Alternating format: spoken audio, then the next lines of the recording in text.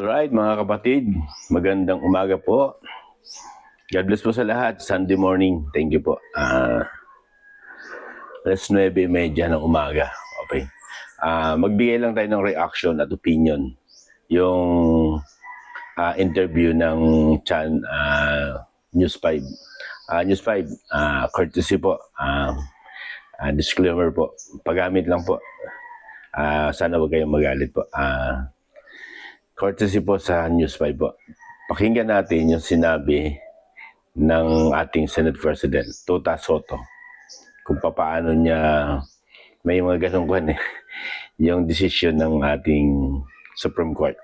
Pakinggan natin mga kapatid at tingnan natin kung anong kanyang mga paliwanag. My thinking would be they have a different agenda. It's not a different thinking or what. Ibang tumbok nila, iba ang focus nila. Siguro. Kaya ganun ang nangyari. Or hindi nila pinansin yun. Or hindi nila gawa. Dahil baka ibang style sa sa Supreme Court Baka pag nag-meeting sila, nag-unbank sila, tapos tumigil sila na yun, adjourn na sa kanila yun. Wala sila nung suspend until tomorrow o suspend until next week. Wala silang ganun siguro. Sir, yung nabanggit nyo lang po baka may agenda yung Supreme Court. May mga nagsasabi kasi na baka ang goal nila is hindi rin sila ma-impeach. Kaya pinahirap nila yung process. Ganun po ba yung nakikita nyo ring dahilan? Well, mahirap magbintang pero that's a possibility. And I've heard that from other people. Parang ganun. Humirap Humirap ang pag-i-impeach Mga kapatid, tingnan nyo, napanood nyo naman po, di ba? Base sa kanya, may mga, base sa isip niya, sabi niya, di ba, para may ibang layon o may ibang kuha ng Supreme Court. Di ba, naiisip o, kumbaga sa kuha naman, yung sabi naman ng kung anong agenda. Di ba, may agenda daw. Kung anong, baka may agenda ang Supreme Court na sila rin ay wag ma-impeach. Sabi ng, di ba, napanood nyo naman, di ba? Posibilidad, di ba? Sabi niya, baka nga ganun. Pero lagi natin tatandaan mga kapatid, ang Supreme Court ay Supreme Court. Mas magaling ka pa, kaya nga Supreme. Naiintindihan mo ba, Tota Soto, yung tinasabing Supreme? Huwag magaling-galingan. Hindi ako lawyer, hindi rin naman tayo kwan. Pero, base sa ating pamamalan o sa ating kwan, sila ang pinaka-supreme, pinaka-last na pupuntahan ng sambayan ng Pilipino. Kung sino ang magsasabi ng tama at mali, ang Supreme Court po. Huwag niyong questionin yung isang parte na hindi kayo supreme. Bagamat oo, meron kayong karapatan sa isang parte na yan, pero lagi niyo tatandaan, ang supreme ay supreme. Huwag niyong, alam mo mga kapatid, ito lang opinion ko lang po ito opinion, sarili opinion ko ito yung mga tinatawag nila mga agenda. Mamaya ipakikita ko sa inyo kung ano sinabi suppose ni Congressman Irizi. Pakikita ko sa inyo kung sino ang may agenda. Bakit nag-iingay, nagtatahol ito si Tota Soto? Kasi nga, una-una, nawala yung kanyang, kumbaga, impossible dream daw. Pangarap niya yun Di ba? Once na-impeach ang BP Sara, sino ba? At ma-impeach ang ating Pangulo. Sino? Di ba siya yung second of the line? Senate President Pangarap niya yon.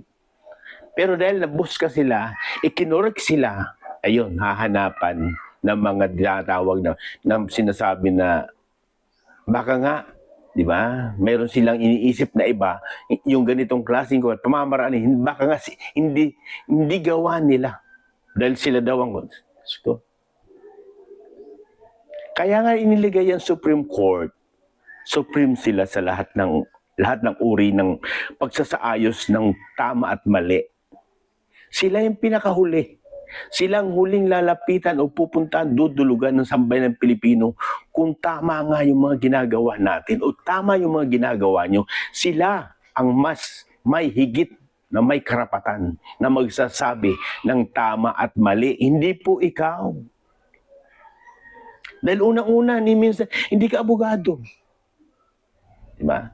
May isa pang sinabi siya na, base dun sa na, parang, di ba, baguhin na lang daw ang konstitusyon. Iyon, napansin nyo mga kapatid. Naratibo, may naratibo, di ba? Opinyon ko po yun naratibo niya. Idinadaan niya lang doon sa part ng decision ng Supreme Court. Dahil, mali yung ginawa Nag-trigger ng di ba? Apat yun Kinonsolidate yung impeachment ni BP Sara.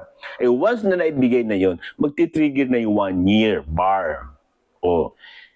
Sabi ni Tito Soto, pinahirapan na daw. Di ba? Panood nyo? Mahirap na mag-impeach. Pinahirap daw yung sitwasyon. Anong gusto mo? Madali. Anong gusto mo? Kahit alam mong mali, gusto nyo imadali. Bakit may naratibo kayo? Diba? Doon lalabas yung sinasabi mo na once na may nagpal ng bugos na filing ng impeachment, okay na. Hindi ganoon. Itama yung proseso para hindi po kayo nagkakamali. Gusto nyo mas madali? Para ano?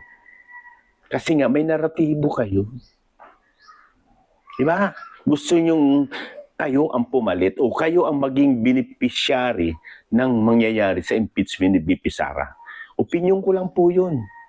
Kaya huwag tayong magmagaling-galingan. Ni minsan, di ba, hindi ka abogado. Ni minsan, hindi ka nakapasok ng law school. O siguro, meron kang tinatawag na seminar regarding sa mga batas-batas. Pero, lagi mo tatandaan, hindi ka po abogado. At higit sa lahat, huwag mong kukwestiyonin ang isang sinasabing supreme. Dahil sila yung huling-huli. Sila yung pinakahuli na magsasabi kung tama o mali ang bagay na ginagawa nyo. Hindi po kayo.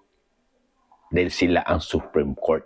Sila ang pinaka-supreme. Kung hindi mo naiintindihan yung supreme, ayawan ko sa'yo. Kaya nga supreme. Tingnan natin mga kapatid kung anong motive o anong naratibo o anong tinatawag na agenda kasi nabanggit niyo yung agenda diyan, di ba? Tingnan natin kung ano talagang totoong agenda. Ito, opinion ko lang po to. Agenda niyo to. Ito, tingnan, panoorin niyo po yung sinabi ni Congressman Arisi at yung sa isang pakikita ko lang sa inyo. Ito, tingnan niyo.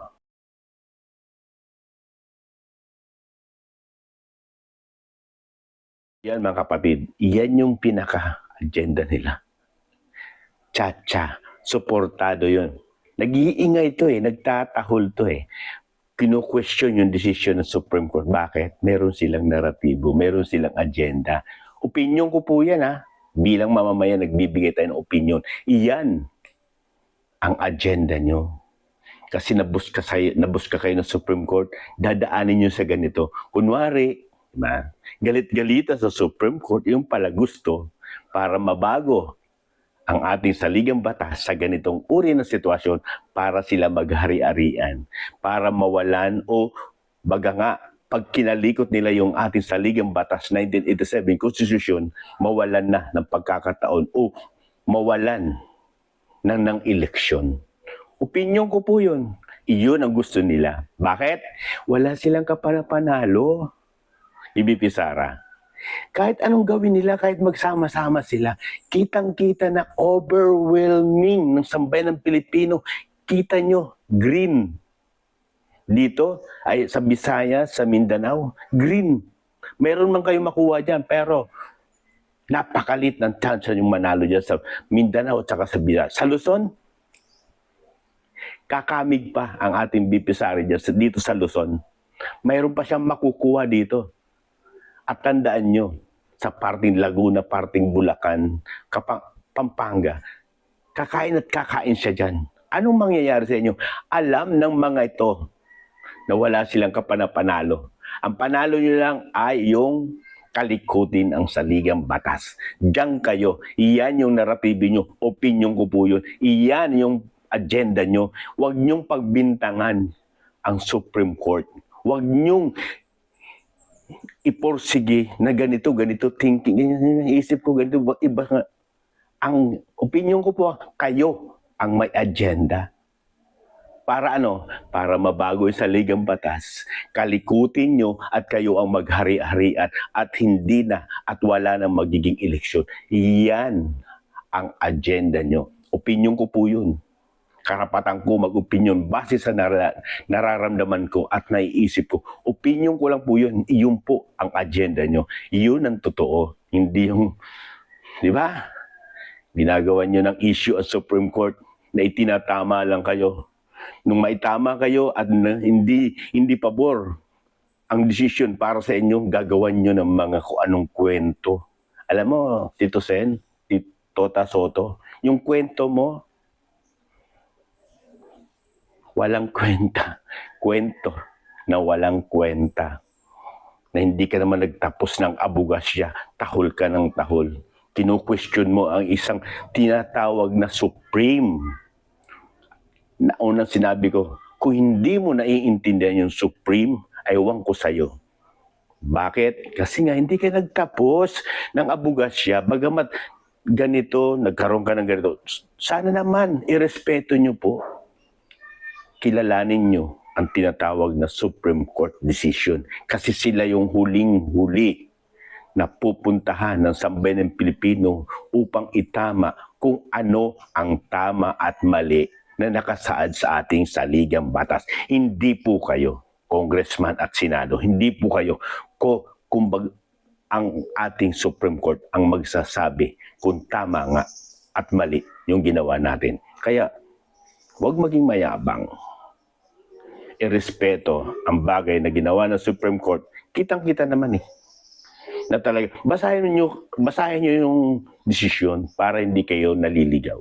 Okay mga kapatid, nabigyan natin ng ito nakikita natin mga kapatid Sarsuela to Kunwari galit-galit doon sa decision, pero meron silang naratibo, meron silang agenda. Opinion ko lang po yun Ang agenda nyo ayaw, hindi kayo pumasa sa Supreme Court, ito kayo.